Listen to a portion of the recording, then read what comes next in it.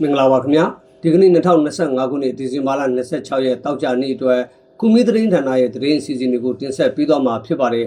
ဒီကနေ့ရဲ့သတင်းကောင်းစဉ်တွေကတော့ဟာခမြို့ကစစ်ကောင်စီရဲ့ TV တိုင်းစခန်းကို CTF ဟာခကတင်ပိုက်လိုက်တဲ့သတင်းတိတိမြို့မှာဒီဇင်ဘာ28ရက်နေ့ထိပြည်သူတွေအပြင်မထွက်ဖို့ PDF ဇိုလန်ကတားမြစ်လိုက်တဲ့သတင်းရွေးကောက်ပွဲကျင်းပမယ်လို့ကြေညာထားတဲ့တွန်းဆန်ဖလန်းနဲ့ထက်တလန်မြို့တွေမှာရွေးကောက်ပွဲကျင်းပတော့မှာမဟုတ်ဘူးဆိုတဲ့သတင်းနဲ့ခရစ်စမတ်နေ့မှာမင်းတပ်မြို့ကိုလေကြောင်းတိုက်ခိုက်ခံရပြီးနေအိမ်တွေပျက်စီးခဲ့တဲ့သတင်းစတာတွေကိုနားဆင်ကြရမှာဖြစ်ပါတယ်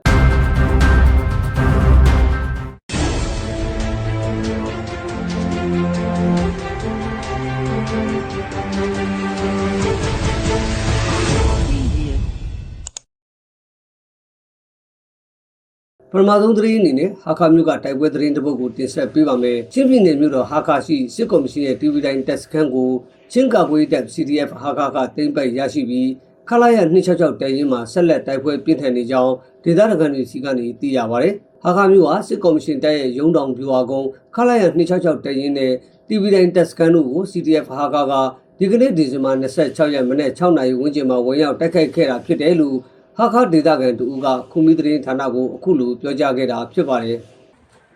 ်ဒီမနေ့6နာရီလောက်စပြီးတိုက်ပွဲဖြစ်တယ်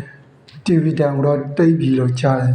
အဲ့ဖက်မှာတော့ညင်သွားပြီဒါပေမဲ့ခလာရနေ66တဲ့ရင်ပြကိုဖက်မှာတော့တိုက်ပွဲဖြစ်နေတော့မှာအဆိုပါပြူဟာကုန်းနဲ့တရင်ဟာခမြို့ကစစ်ကော်မရှင်ရဲ့အမာခံတက်စကန်တွေဖြစ်ကြပြီးဟာခမြို့မှာစစ်ကော်မရှင်ကကျင်းပဖို့ပြင်ဆင်နေတဲ့ရွေးကောက်ပွဲမတိုင်မီ2ရက်အလိုမှာအခုလိုတိုက်ပွဲတွေပြင်းထန်လာတာဖြစ်ပါတယ်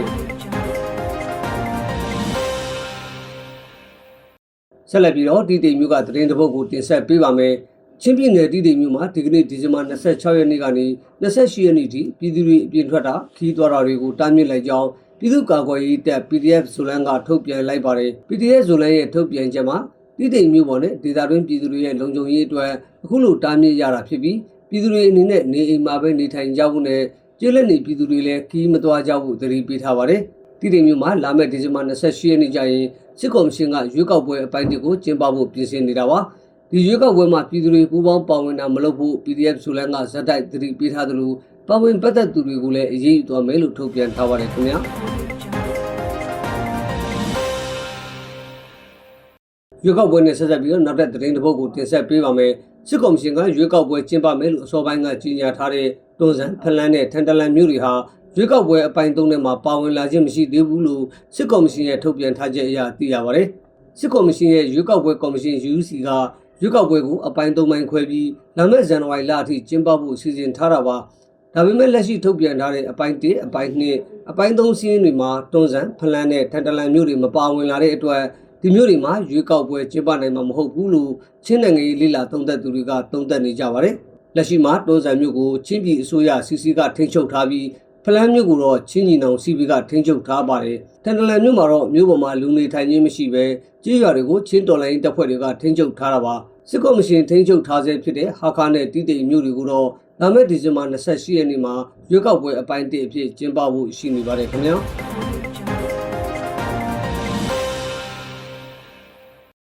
ဆက်လက်ပြီးမင်းတပ်မြို့ကစီးရဲသတင်းတစ်ပုဒ်ကိုတင်ဆက်ပေးပါမယ်။ချင်းညီနောင် CB ထိန်းချုပ်ထားတဲ့မင်းတပ်မြို့အရှိပြင်ရပ်ကွက်ကိုခရစ်စမတ်နေ့ဖြစ်တဲ့မနေ့ကညနေပိုင်းမှာစစ်ကော်မရှင်တပ်ကလေကြောင်းကနေပုံကျဲတိုက်ခိုက်ခဲ့ပါတယ်။မနေ့ကညနေ9နာရီဝန်းကျင်မှာပေါင်300ဘုံတီလို့ယူဆရတဲ့ဘုံနှလုံးကျဲချခဲ့တာကြောင့်နေအိမ်9လုံးထက်မနည်းပျက်စီးခဲ့တယ်လို့ဒေသခံတွေကပြောပါတယ်။ဒါပေမဲ့အရှိပြင်ရပ်ကွက်မှာရဲသားတွေနေထိုင်တာမရှိတဲ့အတွက်လူထိခိုက်မှုတော့မရှိခဲ့ပါဘူး။မင်းတပ်မြို့မှာလေကြောင်းတိုက်ခိုက်မှုတွေမကြာခဏရှိနေတဲ့အတွက်ခရစ်စမတ်နဲ့နှစ်သစ်ကူးကာလတွေမှာလူစုလူဝေးနဲ့ပွဲလန်းသဘင်တွေမလုပ်ကြဘူးမင်းတပ်မြို့နယ်ပြည်သူ့အုပ်ချုပ်ရေးအဖွဲ့ကသတိပေးထားပါတယ်ခင်ဗျာနောက်ဆုံးသတင်းအနေနဲ့မဟာမိတ်သတင်းတစ်ပုဒ်ကိုတင်ဆက်ပေးပါမယ်အရကတက်တော် ULAA ကချင်းကာကွယ်တဲ့ CDF ပလဝနဲ့မရာကာကွယ်တဲ့ MDF တို့ကိုခရစ်စမတ်လက်ဆောင်အဖြစ်နထီးကြီး2ကောင်ပေးအပ်ခဲ့ပါတယ်အရကတက်တော်ကလက်ဆောင်အဖြစ်နထီးကြီး2ကောင်စီကိုဒီဇင်ဘာ23ရက်နေ့မှာ CDF ပလဝစီကိုပေးအပ်ခဲ့ပြီးဒီဇင်ဘာ24ရက်နေ့မှာ MDF စီကိုအတိအကျပေးအပ်ခဲ့တာဖြစ်ပါတယ်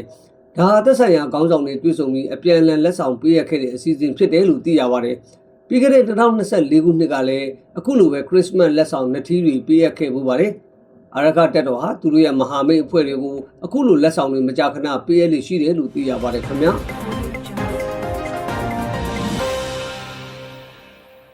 ဟုတ်ကဲ့ပါခင်ဗျာဒါကတော့ဒီကနေ့ညနေခင်းအတွက်ခုမီသတင်းဌာနကတင်ဆက်ပေးခဲ့တဲ့သတင်းတွေပဲဖြစ်ပါတယ်သတင်းတွေကိုစောင့်မျှော်နားဆင်ပေးခဲ့ကြတဲ့အတွက်ကျေးဇူးတင်ပါတယ်ချင်းပြည်သူတွေအပါအဝင်မြန်မာနိုင်ငံသူနိုင်ငံသားအားလုံးကိုယ်စိတ်နှဖျားကျန်းမာချမ်းသာကြပါစေခင်ဗျာ